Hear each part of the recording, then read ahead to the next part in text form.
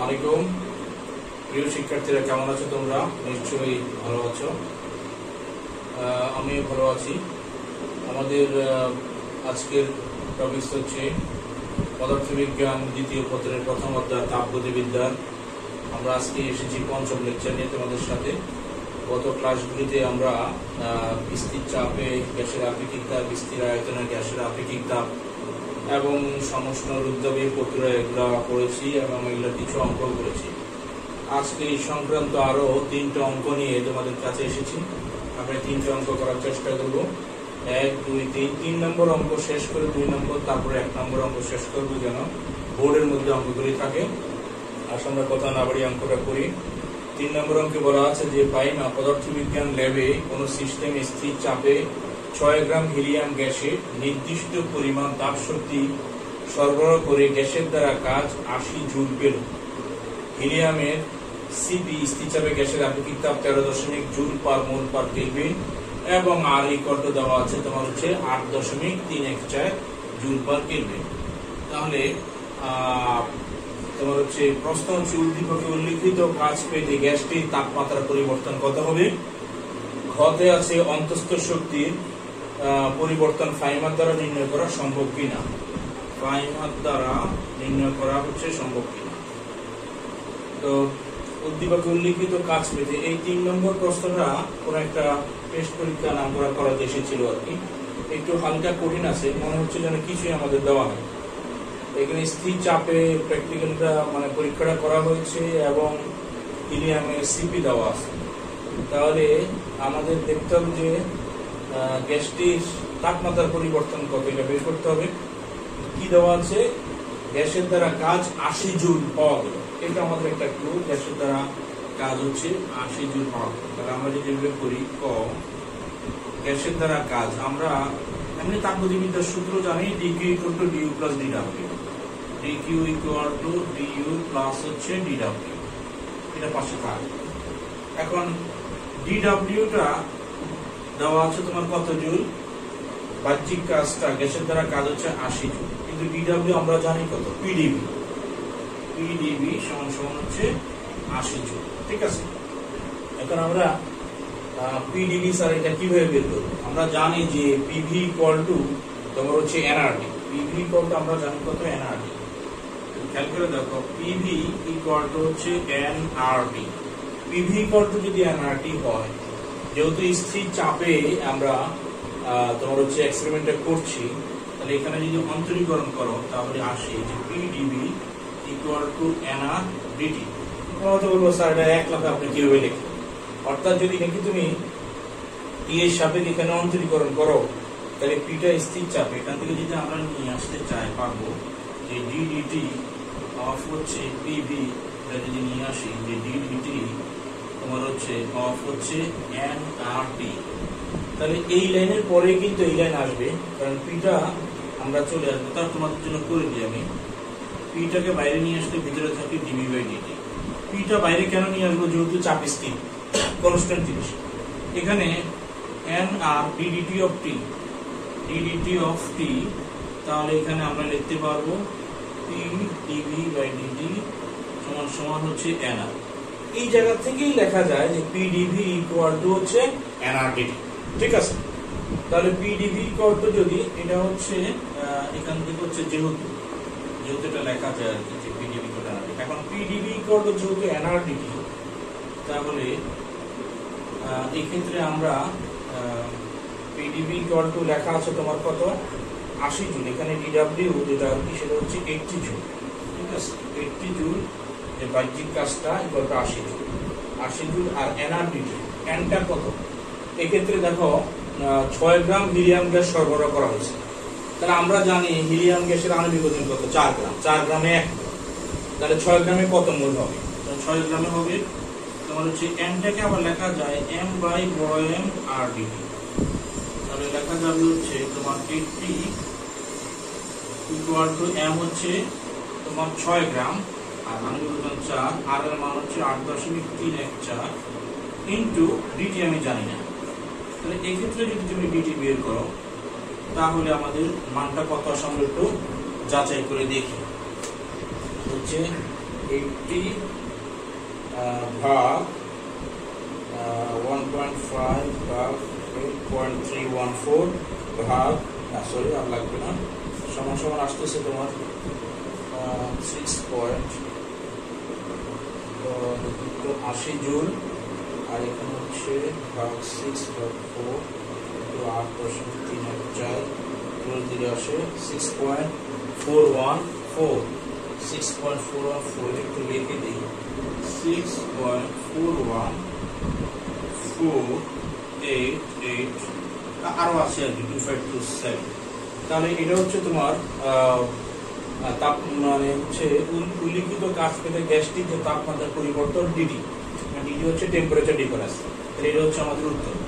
এখন এটা সহজে যখন কোনো সূত্র আমরা ধরতে পারি না তখন পিভি ইকুয়াল টু এনআরটি সূত্র ব্যবহার করে অনেক কিছু বের করা যায়, কারণ একটা গ্যাসের চাপ, আয়তন এবং তাপমাত্রার সম্পর্ক এই তিনটা সূত্র থেকে আমরা পেতে পারি। তাহলে আমাদের প্রথমটা হয়ে গেল কাজ পেতে গ্যাসের তাপমাত্রার পরিবর্তনটা কত হবে। ক্ষতে বলছে মানে উদ্দীপকে ঘ আর কি, অন্তত শক্তির পরিবর্তন ফাইমার দ্বারা নির্ণয় করা সম্ভব কিনা। তাহলে এখানে আমরা কিন্তু ওই দেখো পাশে লিখে রেখেছি যে ডিকিউ হচ্ছে তোমার শোষিত তাপ, ডিকিউ ইকুয়াল টু শোষিত তাপ, ডি হচ্ছে অন্তত শক্তির পরিবর্তন, ডিডব্লিউ হচ্ছে বাহ্যিক কাজ। তাহলে ডিকিউ শোষিত তাপ আমার জানা নাই, কিন্তু ডিইউটা অভ্যন্তরীণ শক্তির পরিবর্তন এটা বের করতে হচ্ছে, আর ডিডব্লিউ বাহ্যিক কাজ, ডিডব্লিউটা বাহ্যিক কাজ 80 জুল দেওয়া আছে। তাহলে আমাদের কি লাগবে, ডিকিউটা লাগবে, চাইলে হয়ে যাবে। দেখে আমরা বের করতে পারি কিনা। এক্ষেত্রে আমরা এটা মুছে দিই। কতে উত্তরে আমরা বলতে পারবো যে আমরা জানি DQ equal to DU plus হচ্ছে ডিডব্লিউ। তাহলে অভ্যন্তরীণ বা অন্তত শক্তির পরিবর্তন ডিইউ ইকুয়াল টু তোমার আসবে ডিকিউ মাইনাস হচ্ছে ডিডব্লিউ। এখন ডিডব্লিউটা আমরা জানি 80 জুল, ডিকিউটা কে বের করবো, প্রশ্নের মধ্যে কোথায় দেওয়া নাই, একটু চালাকি করেছে। এক্ষেত্রে কি চালাকি করেছে, হিলিয়ামের সিপি দেওয়া আছে, তো তুমি বলবো যে স্যার সিপির মধ্যে কি ডিকিউ আছে নাকি, আছে, সিপির মধ্যে ডিকিউ আছে। সিপির সংজ্ঞা থেকে আমরা কি জানি, সিপির সংজ্ঞা থেকে জানি CP equal to DQ divided by হচ্ছে এম ডিটি। তাহলে ডিকিউ কি লেখা যায়, এম সিপি ডিটি বিয়োগ হচ্ছে ডিডব্লিউ। এটা যদি আমরা মুছে দিই, এম হচ্ছে গ্যাসের মোল সংখ্যা, একটু আগে আমরা বের করেছি, সরি এটাকে যদি আমরা এন লিখি, মোল সংখ্যাটাকে এন লিখে ভালো, এন লিখি, এন মোল সংখ্যা কত, ছোট এম বাই বড় এম, সেটা আমরা পেয়েছিলাম 1.5। সিপির মান হচ্ছে 13.2, আর ডিডিটা হচ্ছে এটা 6.41488 বিয়োগ ডিডব্লিউ হচ্ছে 80 জুল। তাহলে দেখি আমাদের কত আসে। আমাদের আগে থেকে উত্তরটা দেওয়া আছে, এটা এখান থেকে 13.2 ইন্টু আসে 1.5 বিয়োগ 80, তাহলে আমাদের আসে 47.01। কত আসে, 47.01 জুল। এটা হচ্ছে উত্তর। তাহলে আমাদের উত্তর হচ্ছে 47.01। ঠিক আছে, আমাদের 3 নম্বর অঙ্কটা হয়ে গেল। আমরা এখন আসবো 2 নম্বর অঙ্কে। 2 নম্বর অঙ্কটা ঢাকা বোর্ড 19 এসেছিল, কোথায় আসছিল, ঢাকা বোর্ড 19। আমরা 3 নম্বর অঙ্কটা মুছে দিই, তাহলে আমাদের কিছুটা জায়গা খালি হয়ে যাবে।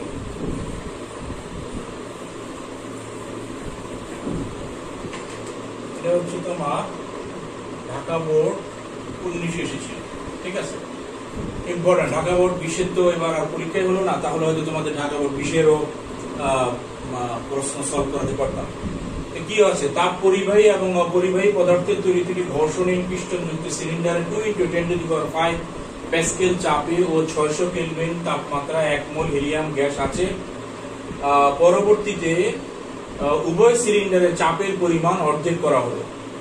প্রথম প্রশ্ন হচ্ছে অপরিবাহী সিলিন্ডারের চূড়ান্ত তাপমাত্রা নির্ণয় করো, সিলিন্ডার দুইটির মধ্যে কোনটিতে কৃত কাজ বেশি হবে।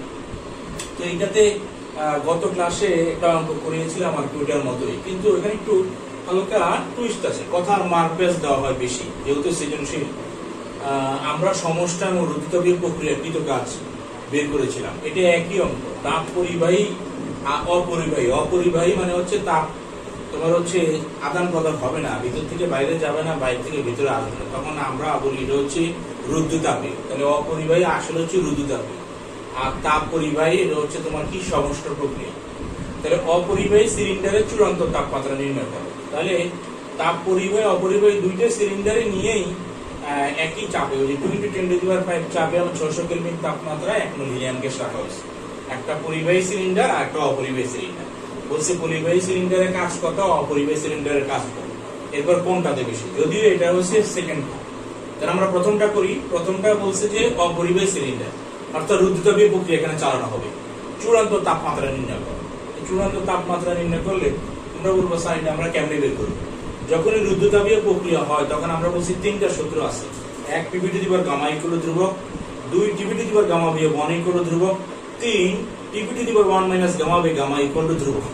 এখানে কোনটা হবে তোমাকে হচ্ছে চিন্তা করতে হবে, যে চূড়ান্ত তাপমাত্রা বের করতে হবে। তাহলে P⁻γ ইকুয়াল ধ্রুবক, এখানে টেম্পারেচারের কোনো কিছু নাই। আরেকটা হতে পারে T⁻γ বিয়োগ 1 ইকুয়াল ধ্রুবক এইটা, আর T⁻1 - γ ইকুয়াল ধ্রুবক এটা। এই দুইটার মধ্যে হবে কোনটা? T⁻1 - γ ইকুয়াল ধ্রুবক। কেন? কারণ আমার তাপমাত্রা বের করতে বলছে। আর টি আর পি, আরেকটা পি এর ব্যাপার আছে এখানে। বলা হচ্ছে যে উভয় সিলিন্ডারের চাপের পরিমাণ অর্ধেক করা হয়। আয়তনের কথা বলে নেই, আয়তনের কথা বললে T⁻1 বিয়োগ 1 ইকুয়াল ধ্রুবক আমরা লিখতাম। যেহেতু বলছে চাপ অর্ধেক হয়ে যায় বা চাপের পরিবর্তন হয়, এই জন্য চাপ এবং তাপমাত্রা সম্পর্কিত যে সূত্রটা সেটা নিতে হবে। তাহলে আমরা একটু অঙ্কটা করি। ক ইকুয়াল টু Tp⁻1 - γ বা গামা ইকুয়াল টু হচ্ছে ধ্রুবক। তাহলে এখান থেকে লেখা যায় P1 P1 to the power 1 minus gamma by gamma equal to T2 P2 to the power 1 minus gamma by gamma। তো এখানে আমরা বের করবোটা কি? চূড়ান্ত তাপমাত্রা কোথায় আছে? ওখানে আছে, তাই তো? তাহলে T1 টাকে ওপাশে নিয়ে যায়, T2 ভাগ T1, T1 ওপাশে নিয়ে গেলে ভাগ হয়ে গেল, আর P2 টাকে এই পাশে নিয়ে গেলে P1 এর নিচে পড়ে যাবে। এটাকে লেখা যায় P1 ভাগ P2 to the power 1 minus gamma by gamma। এখানে একবার করে ফেললাম, হয়তো P1 1 to the power 1 minus gamma by gamma ভাগ তার নিচে থাকলো P2 to the power 1 minus gamma by gamma। যেহেতু একই পাওয়ার, পরবর্তী লাইনে আমরা এটা উঠে নিতে পারবো, এই জন্য একবারে লিখে দিলাম। আচ্ছা, তাহলে এখন এখান থেকে T2 বের করবো কিভাবে? বা T2 equal to T1 into P1 ভাগ P2 to the power 1 minus gamma ভাগ gamma। এখন মান বসাই দিই। T1 এর মান কত? এখানে বলা আছে যে চূড়ান্ত তাপমাত্রা 1 মোল গ্যাস, এই যেখানে আছে 600 কেলভিন তাপমাত্রা। তাহলে 600 into P1 ভাগ P2। এখন বলা আছে চাপের পরিমাণ অর্ধেক করা হবে। চাপের পরিমাণ অর্ধেক তার মানে কি? সেকেন্ড চাপটা আগের চাপের কি হবে? 1। এটা যদি এইভাবে যে P1 চাপের পরিমাণ অর্ধেক, তার মানে আগের চাপের অর্ধেক হয়ে গেছে সেকেন্ড চাপটা, two the power 1 minus gamma by gamma। গামার মান কি দেওয়া আছে? 1 মোল হিলিয়াম গ্যাস। হ্যাঁ, যেহেতু এটা একটা হিলিয়াম গ্যাস, এক পারমাণবিক গ্যাস, তাহলে গামার মান কত? 1.67। অনেক সময় প্রশ্নে দেওয়া থাকে গামার মান, অনেক সময় হচ্ছে প্রশ্নে গামার মান দেওয়া থাকে না। এখানে গামার মান কিন্তু প্রশ্নে দেওয়া আছে, আমি কিন্তু লিখিনি 1.67। কিন্তু তারপরে যদি কোনো সময় বোর্ড পরীক্ষার প্রশ্নে এরকম গামার মান দেওয়া না থাকে, তাহলে তুমি অস্থির হওয়ার কিছু নাই, মুখস্থ করতে হবে। এক পারমাণবিক 1.67, দ্বি পারমাণবিক 1.40, তিন পারমাণবিক 1.33, এগুলা না মনে থাকলে সমস্যা। তাহলে যেহেতু হিলিয়াম গ্যাস, তাহলে গামা হচ্ছে 1.67। তাহলে এখানে লিখবে 1 বিয়োগ 1.67 ডিভাইডেড বাই 1.67। এখন এটা তোমাকে করে ফেলতে হবে। তাহলে এটা কত আসে? 600 ইন্টু এটা আসে 2 to the power -0.67 divided by 1.67। তাহলে এটা যদি আমরা করি দেখি আমাদের কত আসে।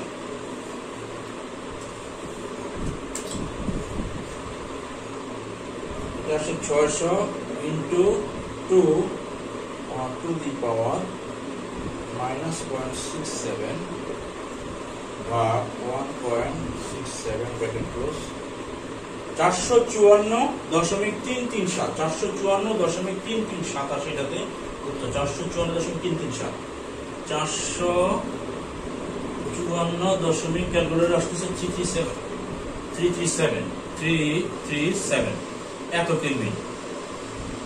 অপরিবাহী সিলিন্ডারের চূড়ান্ত তাপমাত্রা আসছে 454.33 কেলভিন।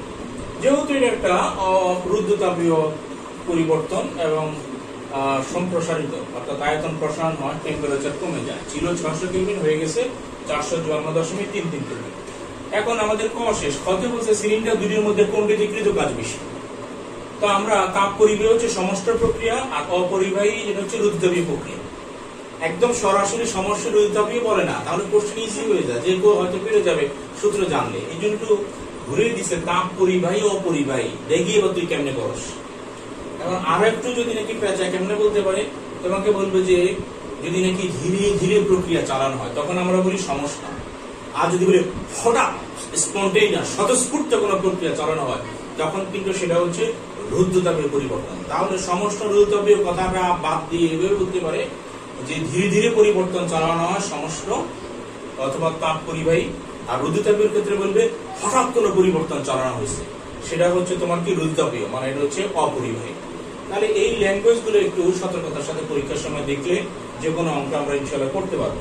তার আমাদের 2 নম্বরটাতে চলে আসি, সিলিন্ডার দুটির মধ্যে কোনটিতে কৃত কাজ বেশি। তাহলে আমরা আসি তাপ পরিবাহী, দ্যাট মিনস সমস্ত প্রক্রিয়া কৃত কাজ কত, এটা আগের দিন আমরা করেছিলাম, আশা করি পারবো। তারপরে দেখি কোনো টুইস্ট আছে কিনা, এটা আমরা মুছে দিলাম। ওই তাপমাত্রা আমাদের লাগতে পারে, আমরা দেখি। তাহলে আমাদের কতে উত্তরে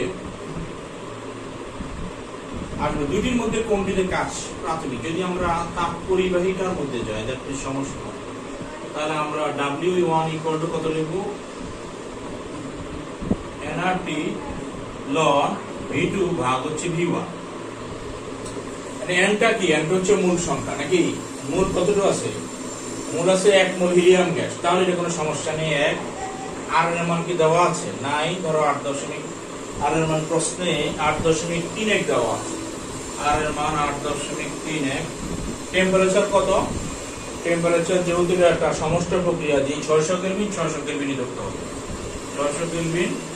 আর হচ্ছে ln V2 বাই V1, এইখানে আমরা আটকে পড়ে গেছি, এইখানে কোথাও আয়তনের কথা কিন্তু একটু বলা নাই, কি ঝামেলা না, আয়তন নাই। এখন আমরা কি করবো, হাফিত্তেশ করা ছাড়া তো কোনো গতি নেই নাকি। আয়তন আছে কোথাও, যে আয়তন কয় গুণ হয়েছে, আয়তনের কথা বলা নাই, কিন্তু একটা জিনিসের কথা বলা আছে, চাপের পরিমাণ অর্ধেক হয়ে যায়, চাপের পরিমাণ অর্ধেক হয়ে যায়। তাহলে যেহেতু একটা পরিবাহী প্রক্রিয়া, অর্থাৎ পরিবাহী সিলিন্ডার রাখা হয়েছে, এটা সমস্ত প্রক্রিয়া মেনে চলে এবং সমস্ত প্রক্রিয়া বয়েলের সূত্র মেনে চলে। যেহেতু বয়েলের সূত্র মেনে চলে, V is proportional to 1/P, তার মানে PV ইকুয়াল টু ধ্রুবক। যখন PV ইকুয়াল টু ধ্রুবক হয় তখন আমরা বলি যে P1 V1 সমান সমান কত, P2 V2। তাহলে এখান থেকে আমরা P1 বা P2 এটাকে লিখতে পারবো কত, P2 এই পাশে চলে আসলো, তাহলে V1 ওই পাশে চলে যাবে, V2 বাই V1। তাহলে আমি V2 বাই V1 এটাকে লিখতে পারি ln V2 বাই V1 কে লেখা যায় P1 বাই P2, P1 ভাগ হচ্ছে P2। তাহলে 8.31 ইনটু 600 ইনটু ln P1। আমরা তো জানছি একটু আগে যে P2 টা চাপের পরিমাণ অর্ধেক করা হয়েছে, আগেরটার অর্ধেক, তাহলে আসে 8.31 ইনটু 600 ইনটু হচ্ছে ln 2। তাহলে দেখি কত আসে,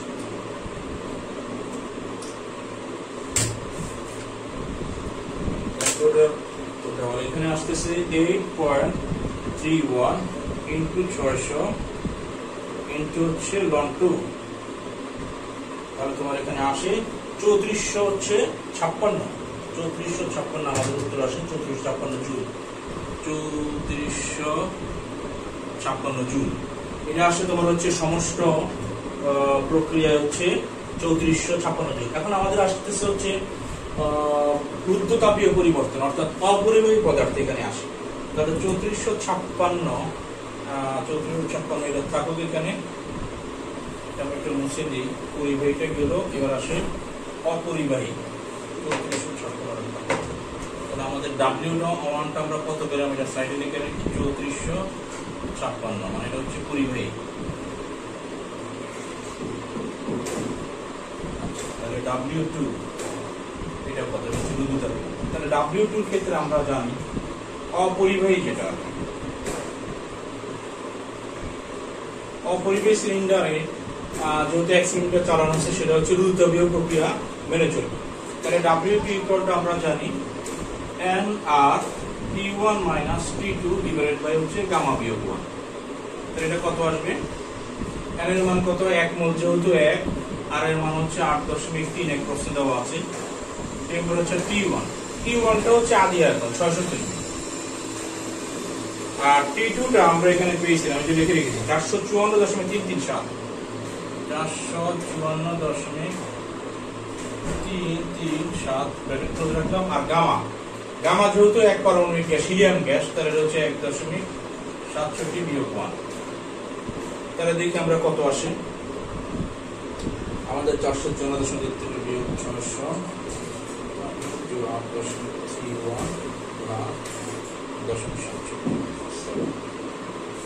আমাদের আসে 1806.64, যদি ক্যালকুলেশন ঠিক হয়ে থাকে 1806.64, 1806.647 এত। তাহলে আমাদের পরিবাহী এবং অপরিবাহী সিলিন্ডারে কৃতকাজ বের হয়ে গেল। পরিবাহীটা আমরা একটু বেড়ে গেছিলাম, 3456 জুল হচ্ছে কৃতকাজ ছিল। আর অপরিবাহী সিলিন্ডার, যেটা রুদ্রবীয় প্রক্রিয়া মেনে চলে, সেখানে কৃতকাজ হচ্ছে 1806.64 জুল। তাহলে দেখা যায় অপরিবাহীতে কৃতকাজের পরিমাণ কম, পরিবাহীতে কৃতকাজের পরিমাণ হচ্ছে বেশি। তাহলে আমাদের 2 নম্বর অঙ্ক হয়ে গেল। আমাদের এখন 1 নম্বর অঙ্কটা আমরা করে ফেলি আর কি। তাহলে আমরা 2 নম্বরটা মুছে দিলাম।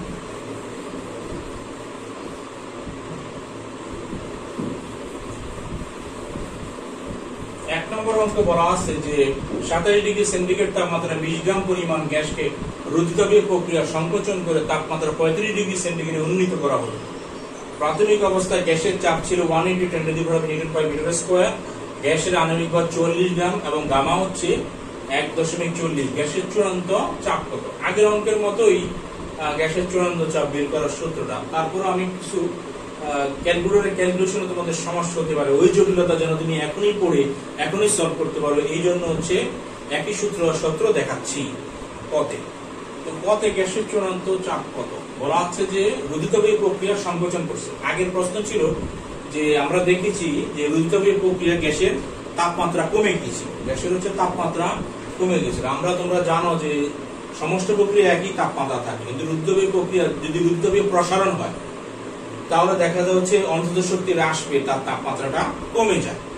আর যদি নাকি প্রশ্ন করে না যে স্যার কেন সংকোচন, হ্যাঁ সংকোচনের প্রশ্ন এটা। যদি রোধিতবীয় সংকোচন হয়, যেহেতু পরিবেশ সিস্টেমের উপরে কাজ করে তোমার হচ্ছে এটাকে প্রেসার দিয়ে সংকোচন করে, কিছু কাজ করা লাগে এবং সেই কাজটা আবার শক্তিটাই তোমার ভিতরকার ইন্টারনাল এনার্জি অন্তত শক্তির সাথে যোগ হয়, ফলে দেখা যায় হচ্ছে সিস্টেমের তাপমাত্রা বেড়ে যায়। এইটা হচ্ছে সেই অঙ্কটা যে 27 ডিগ্রি সেন্টিগ্রেড তাপমাত্রায় রোধিতবীয় সংকোচন করাতে তাপমাত্রা আপ 35 ডিগ্রি সেন্টিগ্রেড হয়ে গেল। তাহলে আমরা একটু দেখি তোমার হচ্ছে চূড়ান্ত চাপটা কত থাকে। প্রাথমিক চাপ তোমার কত আছে? 1 × 10⁵। তাহলে আমরা জানি যে EP⁻1 - gamma equal to ধ্রুবক।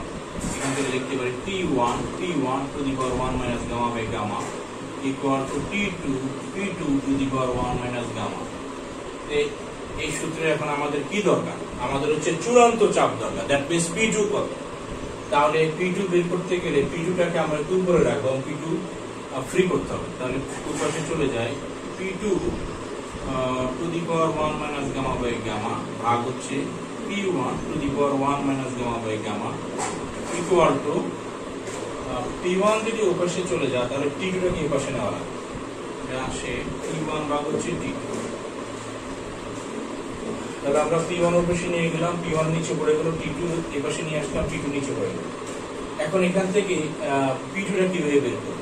তাহলে P2 ভাগ হচ্ছে P1 ⁻1 gamma equal to P1 ভাগ হচ্ছে T2। কত পাওয়ার যে চেহারা দেখলে কেমন জানে লাগে, কেমন অবস্থা, এটা কেমনে বের করবো? তাহলে এটাকে ফ্রি করে দিতে হবে। তাহলে এটাকে যদি আমরা করি যে P2 ভাগ P1 সমান সমান T1 ভাগ T2, তার উপরে 1 - gamma, এটা ঘুরে যাবে gamma ডিভাইডেড বাই 1 - gamma। ঠিক আছে, gamma ডিভাইডেড বাই হচ্ছে 1 - gamma। তাহলে আমরা বের করতে সুবিধা হবে। তাহলে একটু করি আমরা এখানে P2 আমি জানি না, P1 এটা হচ্ছে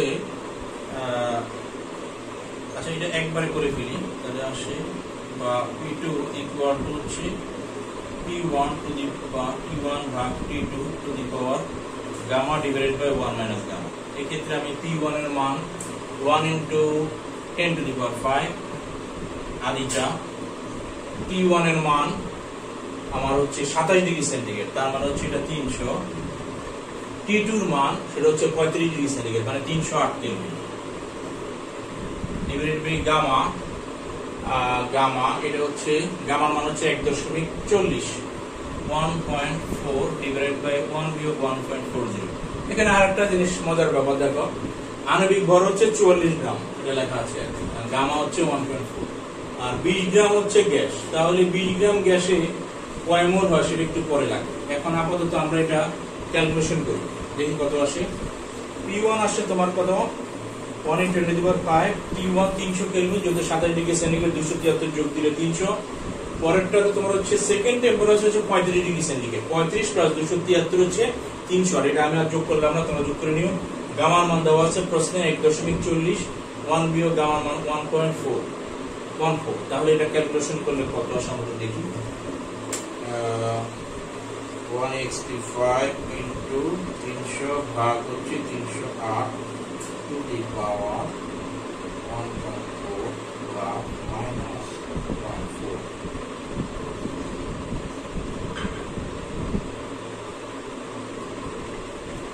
এটা আসে 109.64,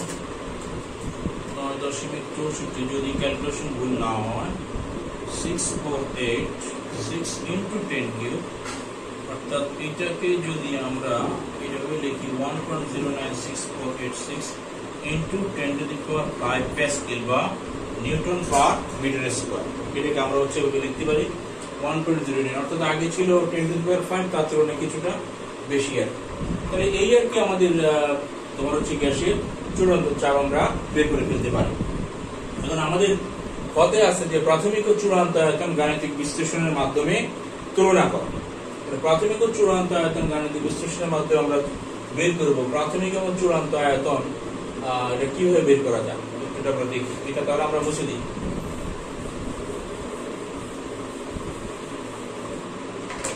ভালো মতো খেয়াল করে দেখো যে পথে প্রাথমিক ও চূড়ান্ত আয়তন, এখানে রুদ্রবীয় প্রক্রিয়া প্র্যাকটিক্যালটা চালানো হইলো এবং আমার হচ্ছে গ্যাসের তাপমাত্রা 35 ডিগ্রি সেন্টিগ্রেড আছে এবং প্রাথমিক তাপমাত্রা 27 ডিগ্রি সেন্টিগ্রেড আছে। গ্যাসের চূড়ান্ত চাপ, প্রাথমিক চাপ P এবং T আমরা দুটাই বের করে ফেলছি, কিন্তু আয়তনটা বের করতে পারতেছি না। যেহেতু রুদ্রবীয় প্রক্রিয়া, সেক্ষেত্রে একটা অনেকটা ইজি হওয়ার কথা ছিল যে PV to the power gamma ধ্রুবক, PV to the power gamma বিয়োগ 1 ইকুয়াল টু ধ্রুবক, কোনো সূত্রেই মনে হচ্ছে না, কারণ চূড়ান্ত আয়তন, চূড়ান্ত তাপমাত্রা, চূড়ান্ত চাপ বের করলে না সেন আমি হচ্ছে এই সূত্রগুলি ব্যবহার করব, যে হয় PV to the power gamma equal to ধ্রুবক বা PV to the power gamma বিয়োগ 1 ইকুয়াল টু ধ্রুবক, হ্যাঁ এগুলো বের করবো। কিন্তু মানে এই ক্ষেত্রে মানে এইগুলোর মানে কি, মানে হচ্ছে P1 V1 two the power gamma সমান P2 V2 two the power gamma. এখন আমার যদি V2 বের করতে বলে তাহলে তো অন্তত V1 জানা গেল। আমার অবস্থা হচ্ছে এরকম যে এখানে চূড়ান্ত আয়তনটা বের করতে বলছে, সাথে প্রাথমিকটাও বের করতে বলছে, যে প্রাথমিকটা এখানে দেওয়া নাই, তার এই প্রাথমিকটা তো আগে বের করতে হবে। যখন দেখা যায় যে এই ধরনের অঙ্ক পরীক্ষা চলে আসে যে স্বাভাবিক নিয়মের অঙ্কে হচ্ছে না, তখন কিছু স্পেশাল সূত্র লাগে আর কি, ছোট কিন্তু খুব গুরুত্বপূর্ণ, সেগুলো দিয়ে আমাদের অঙ্ক করতে হয়। কি সেই গুরুত্বপূর্ণ সূত্র? সূত্র হচ্ছে PV ইকুয়াল টু হচ্ছে nRT, ছোট কিন্তু গুরুত্বপূর্ণ, PV ইকুয়াল টু nRT। তাহলে আমি একটু দেখবো যে আমি যখন নাকি প্রাথমিক অবস্থা ছিল তখন P1 V1 equal to n আর এটা হচ্ছে T1, তাহলে আমি লিখি P1 প্রাথমিক আমার চাপ কত ছিল 1 × 10⁵, 1 × 10⁵, প্রাথমিক আয়তন এটা আমি জানি না, ইকুয়াল টু n, আমার n কত ছিল, আমার হচ্ছে 20 গ্রাম পরিমাণ গ্যাস, তাহলে n 20 ভাগ হচ্ছে তোমার আণবিক ভর হচ্ছে 44, আচ্ছা ইনটু r এর মান, ধরো r এর মান 8.314 ইনটু টেম্পারেচার T1, T1 টা হচ্ছে 27 ডিগ্রি সেন্টিগ্রেড, তার মানে হচ্ছে 300 কেলভিন। তাহলে এখান থেকে আমি V1 টা কত একটু নিই। তাহলে আমাদের এই ক্ষেত্রে 20 × 8.314 × 300 ভাগ হচ্ছে তোমার 44, তাহলে আসে 1137 ভাগ 1/5। এটা আসে তোমার 11.337 into 10⁻³ into 10⁻³ মিটার। এটা হচ্ছে তোমার প্রাথমিক আয়তন। এখন তুমি প্রাথমিক আয়তন থেকে চূড়ান্ত আয়তন এই সূত্র দিয়ে করতে পারো যে T1 V1 to the power gamma বিয়োগ 1 equal to T2 V2 to the power gamma বিয়োগ 1। যেহেতু তোমার T1 T2 দুইটাই জানা আছে, প্রশ্নে দেওয়াই আছে, আর V1 মাত্র বের করলাম, তাহলে এখান থেকে V2 বের করাটা সহজ। তুমি মনে করলো যে ধুর এত কঠিনের মধ্যে আমি যাবো কেন, আমি আর একটু ইজিতেই চাই না কেন। হ্যাঁ, যদি ইজি চাও তাহলে এটাও ব্যবহার করতে পারো, এই সূত্রটা। এই সূত্র ব্যবহার করে PV = nRT, তাহলে বলতে পারো P2 V2 = nR হচ্ছে T2।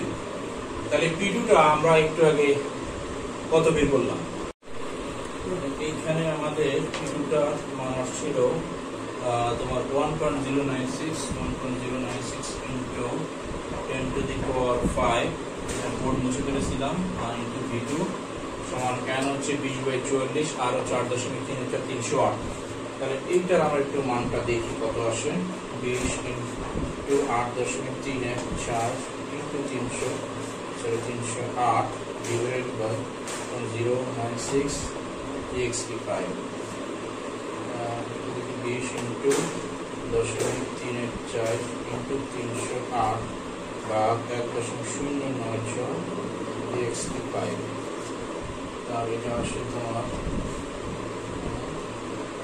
1.09648 into 10⁵ আয়তন হচ্ছে V2, এর মান আসে 20/44, 8.3 টেম্পারেচার 300।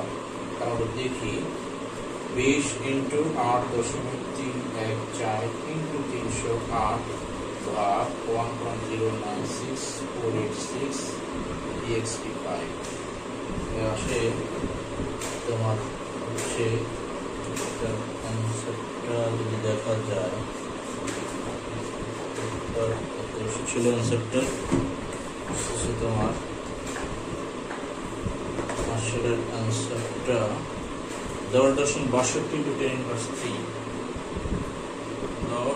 10.62 into 10⁻³ metre cube. আমরা একটু চেক করি আর কি যে আমাদের এটা P2 V2 nRT আসছে 20/44 into 8.314 into 308 ভাগ 1.096 10⁵ তাহলে আমাদের আসলে 10.62, এটার সাথে হয়তো 00 সামথিং 10⁻³ মিটার কিউব। তাহলে আজকে আমরা অনেকগুলো অঙ্ক করলাম, 3টি অঙ্ক করে ফেলেছি। আগামী ক্লাসে আমাদের হচ্ছে তাপগতিবিদ্যার দ্বিতীয় সূত্র নিয়ে আলোচনা করব। আজকে পর্যন্ত আল্লাহ।